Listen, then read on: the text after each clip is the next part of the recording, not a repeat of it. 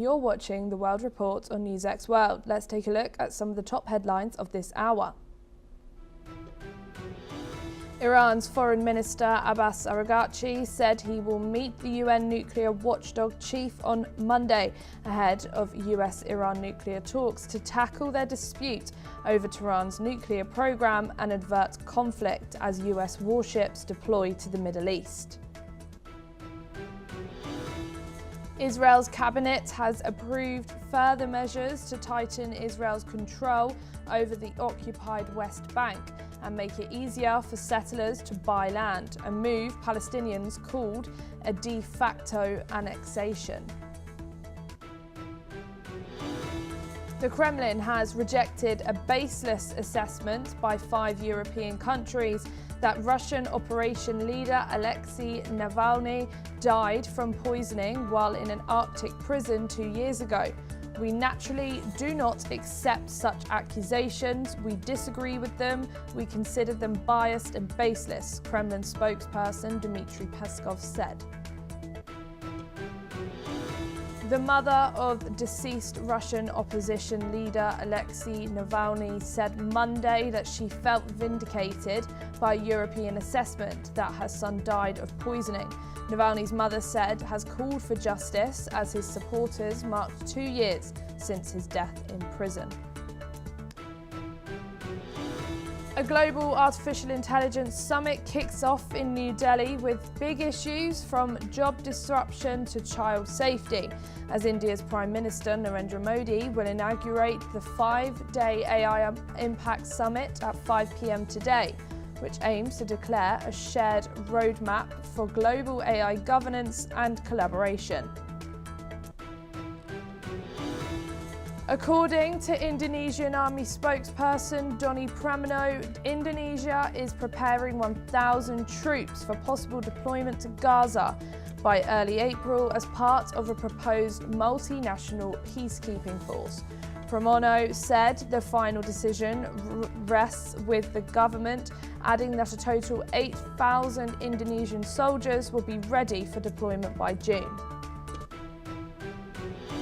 Investigators have obtained a DNA sample from a glove that was found near Nancy Guthrie's Arizonan home and appears to match the pair worn by a masked prowler seen in doorbell camera footage before she was abducted 2 weeks ago, the FBI have said. According to the Japanese Foreign Ministry and the US State Department, Japan also pledged $17.8 million to NATO for support to Ukraine, while Japanese Foreign Minister and US Secretary of State Marco Rubio agreed in Munich to accelerate coordination for Prime Minister Sunai Takachi's planned March visit to Washington.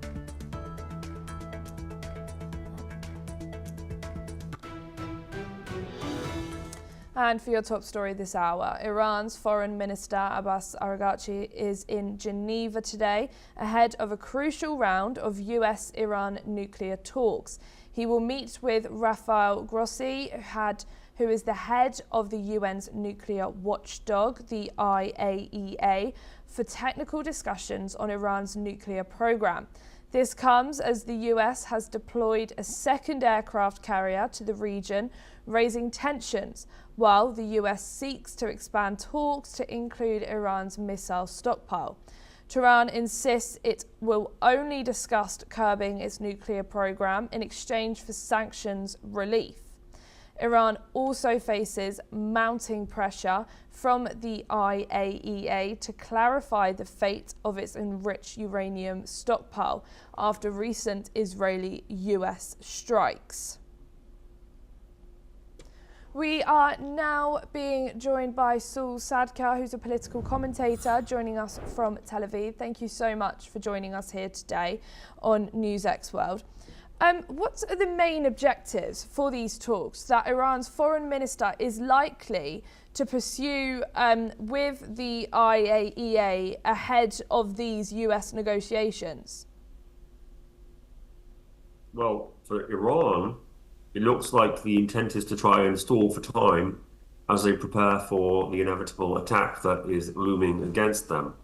It could be that they believe, this has always been their practice in the past, there have been numerous rounds of negotiations over their nuclear program over the past 20 years, and each time they try and drag out the process, trying to get a better deal. Unfortunately, on the other side of the equation this time is Donald Trump, and they have a track record of negotiating with him that doesn't work out well for them. They haven't managed to manipulate him in the way they've managed to manipulate other world leaders. And it's most likely that he is actually manipulating them and leading them down the garden path so that in the near future, at some point, their remnants of their nuclear program and ballistic missile program will be removed from the table. And perhaps after that, they will be more amenable to negotiations about the way they treat their own people and their proxies around the Middle East. And how important is this engagement in shaping the framework for the talks that are coming up between US and Iran? Well, the talks between US and Iran, if they happen, are very unlikely to lead anywhere meaningful on account of the track record that we see with similar talks in the past, particularly with the Trump administration, first one, and now this one. The demands of the Trump administration are relatively extreme in terms of what the Iranians could ever be expected to accept. And even though I'm sure there are certain people in Iran who are smart enough to understand that their back is against the wall and they don't really have any choices, unfortunately for those moderates inside Iran, there are also hardliners who control many of the actions of the state and who simply might want to go down with the ship. And so negotiating with a polity like the Iranian Islamic regime is very difficult. And do you think Iran will hold any leverage to gain by coordinating with the IAEA ahead of talks with the US that might potentially be coming up? We're not too sure yet, but do you think they will be holding leverage? Will they be holding leverage by negotiating with the No, I don't think so. I don't think the Atomic Agency is capable of really helping them. They have been restricting their access over the past 6 months. And in fact, it was the essential, what Iran viewed as a betrayal by the IAEA back in May that laid the ground for the attacks in June. The relationship between Iran and this agency is a cat and mouse game. And at this point, the agency really has no further meaningful role. The demands on the Iranians are going to be for them to verifiably end their nuclear program, and that will not be done via the IAEA. It'll be done by other parties. So going forward, I don't anticipate they will have much to add to the conversation. And do you think these talks in Geneva, will there be progress, or do you think there won't be any progress to influence the tone that Iran wants to go in with these potential talks with the US? No, I very much doubt there's going to be any particular progress. It's not going to make any particular difference to the way the US view them. The US administration isn't really swayed by any kind of diplomatic language or conversations in any case. So it's all really playing for time. But my guess is the Iranians are making a very big mistake, because while they are playing for time, it looks like the Americans are also playing for time. The Americans, over the past month and a half now, have been building up an ever-increasing array of weapons against Iran, all around Iran, in every direction. And certainly, the longer this standoff continues between Iran, which is not in a position to break out into a bomb at this point, and the Americans, the worse it is for them. They are going to get clobbered at Trump's decision. As soon as he decides, that will be the day when Iran gets whacked. And Iran, by playing for time, is perhaps benefiting some of its individual leaders who might find ways to get their money out of the country, etc. But in general, it's not going to help the regime. And with these talks today, what do you think Iran's going into expecting out of this? What do you think they're expecting? Help, advice? Like, what do you think they're going in to do? So, like I said, it's not entirely clear what Iran expects to happen. I'm sure, like I said, that there are certainly people inside the regime who are smart enough to understand that the wise act would be to do whatever the Americans tell them, stop funding their proxies, to stop building their weapons caches, and to hand over the nuclear material that they still have probably buried under the ruins of Fordo and Natanz. Unfortunately, that's very unlikely to happen because of internal divisions within Iran. And therefore, what we're seeing, all these negotiations, all the back and forth, all the threat from Iran, all the bluster, it is all a game. It's all a game to try and stall for time. And time is something the Americans have of much more than them because the Iranians are also facing increasing internal pressure. The misery of the people of Iran is much worse than it was 2 months ago, nearly, when the protests started, protests that they suppressed, killing more than 30,000 of their own people. Those people and their friends and their families, so millions of people, are not going to forget what was done to them last month, and they are biding their time. So they have enemies on the inside and they have enemies on the outside. And the absolute chaos that they're facing means that they really, if they were smart, would make a deal with the people on the outside in the hope that that would allow them to continue suppressing the people on the inside. Unfortunately for them, for their leaders, they're probably not capable of making that decision. Therefore, the leadership at some point is going to take some heavy blows. And after that, we will see, are the people inside capable of then overthrowing a weakened leadership? Time will tell. But the cards on the table mean that the Iranians are absolutely in a checkmate situation. They view themselves as the great chess players. Well, now it's time for them to play some of their last moves. They really have no way out. Their best hope is to capitulate to American demands. But of course, capitulation to American demands is really building up problems into the future because to keep their population under control, they need regular bouts of the kind of violence we saw last month. They need on a regular basis to kill tens of thousands of their own people. And if they don't have the ballistic weapons and they don't have the nuclear threat and they don't have the proxies, the next time they try that kind of thing, they are likely to get clobbered again by foreign nations, Europeans and Americans. So once they don't have those foreign deterrents, their internal deterrence is also weakened, which is why they don't really want to give it up, even though they recognize their ability to project power beyond their borders is now absolutely minimal. Thank you, Saul. Don't go too far as we will be back with you very shortly. Israeli Prime Minister Benjamin Netanyahu has stressed that any US deal with Iran must include dismantling Iran's nuclear infrastructure, not just halting uranium enrichment. Netanyahu revealed that he told US President Donald Trump about this last week. He emphasized that the deal must involve the removal of enriched minerals and that dismantling of the equipment responsible for Iran's enrichment capabilities.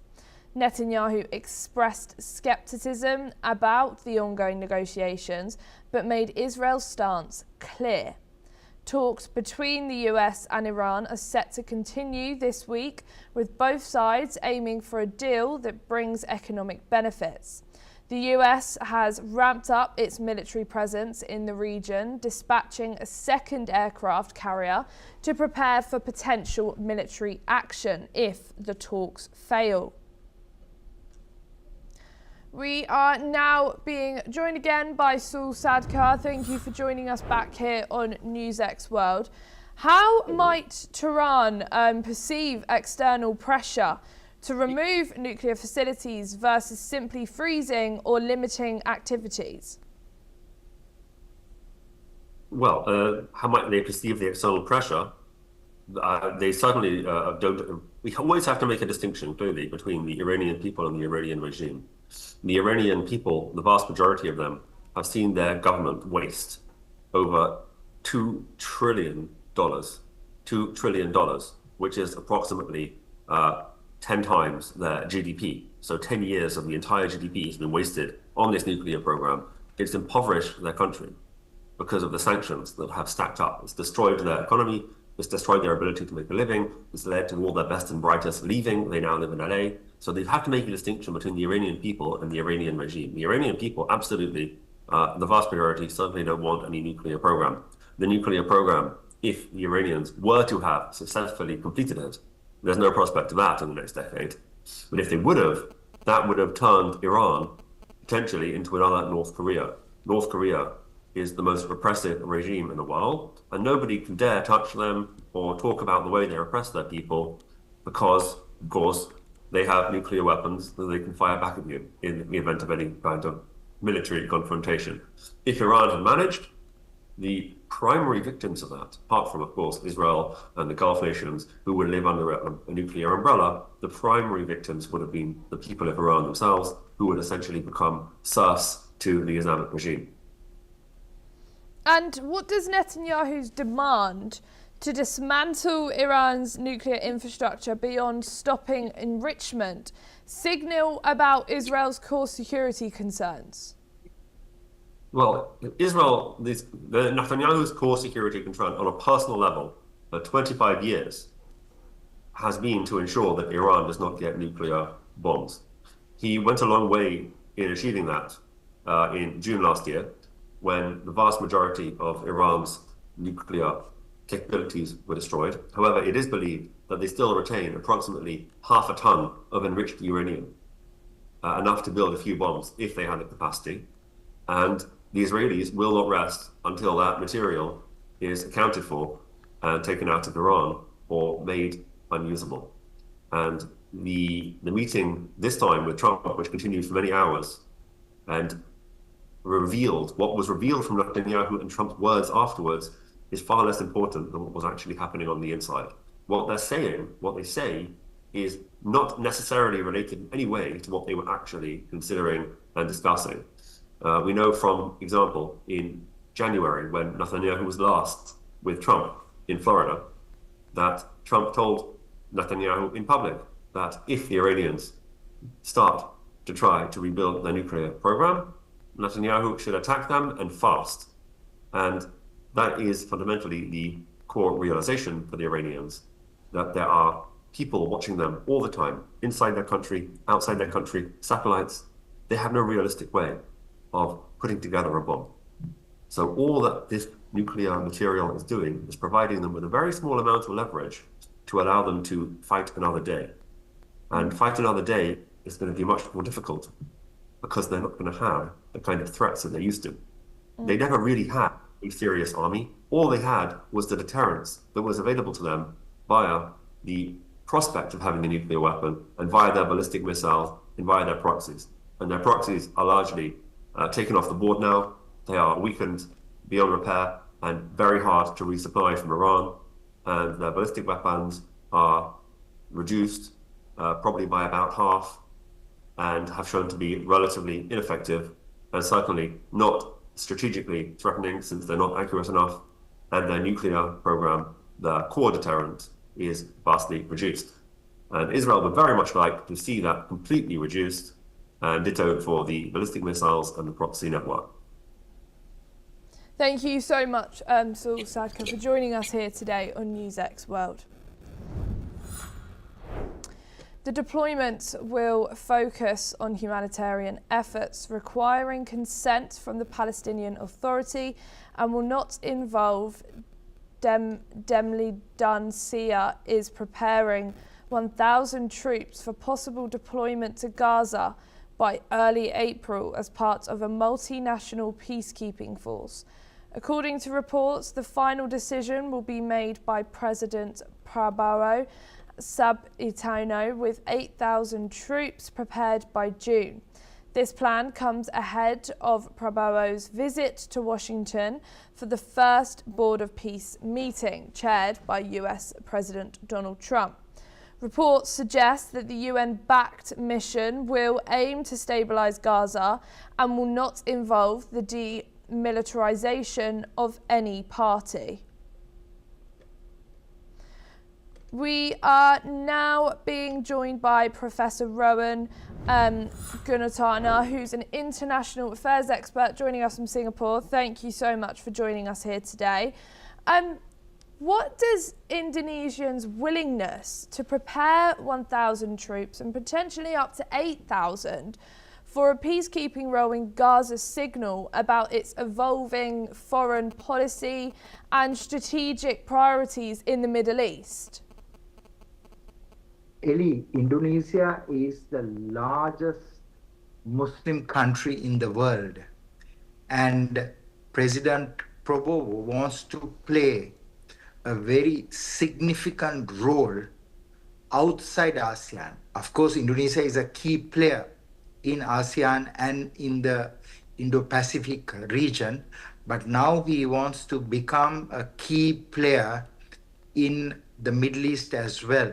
That is why he has committed a total of 8,000 troops, of which the advance party of 1,000 troops will move to Gaza in 2 months' time.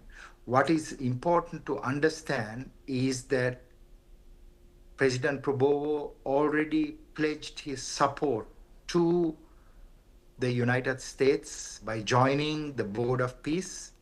And not only that, he is very committed towards restoring stability and security in the Middle East.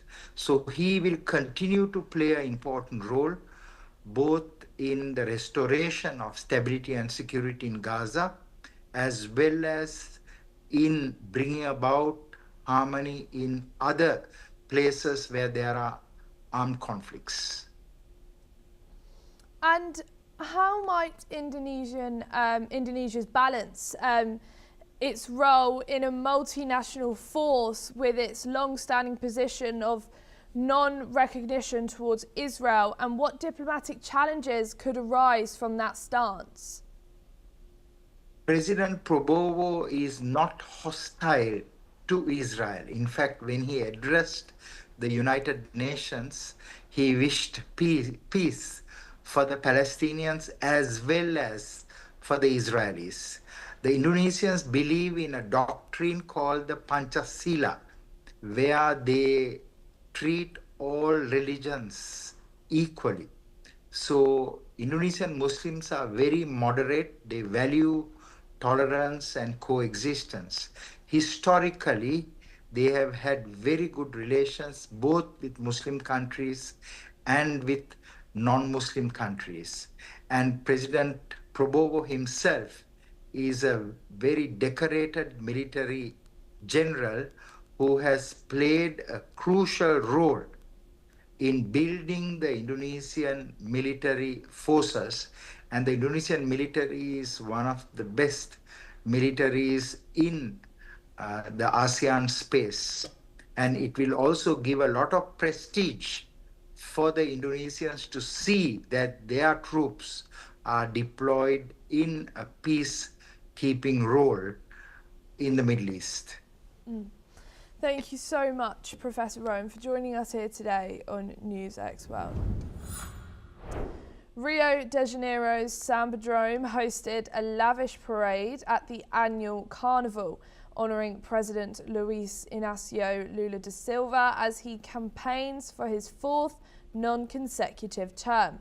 The parade has sparked controversy, with many critics arguing that such public support for a sitting president in an election year crosses a line between celebration and political campaigning. According to reports, legal action is being considered against Lula and the Samba School for alleged election law violations. This incident can intensify political tensions ahead of the October polls. Let's listen in to what Lula's supporters had to say. Muita empatia, muita compaixão. É a história do menino Luiz Inácio Lula da Silva, que sai do Alto Mulundu, lá em Pernambuco, e se torna presidente da quinta maior potência econômica do planeta. Um trabalho que está trazendo muita empatia, muita compaixão. É a história do menino. Todas as eleições do meu presidente, e estar aqui hoje é celebrar tudo que ele fez por uma classe mais oprimida, uma classe que não é olhada, uma classe que não tem direitos, uma classe que precisa de favores. E ele provou que a gente não precisa de favores, a gente precisa de políticas públicas. Alibaba has unveiled its latest AI model, Qwen 3.5, that is designed to perform complex tasks independently. The new model shows significant improvements in both performance and cost, claiming to outperform several US rivals on key benchmarks. Sources say that Qwen 3.5 is expected to be 60% cheaper to use and also 8 times more efficient in processing large workloads than its predecessor. It also offers visual agentic capabilities, allowing it to operate across mobile and desktop apps autonomously. This release comes as Alibaba pushes to increase the user base of its Qwen chatbot in China, a market that is currently led by ByteDance's Duobo and DeepSeek. Alibaba's new model could help the company maintain its competitive edge in China's fast-evolving AI landscape. That's all we have time for this hour. Keep watching NewsX World for more news updates from around the world.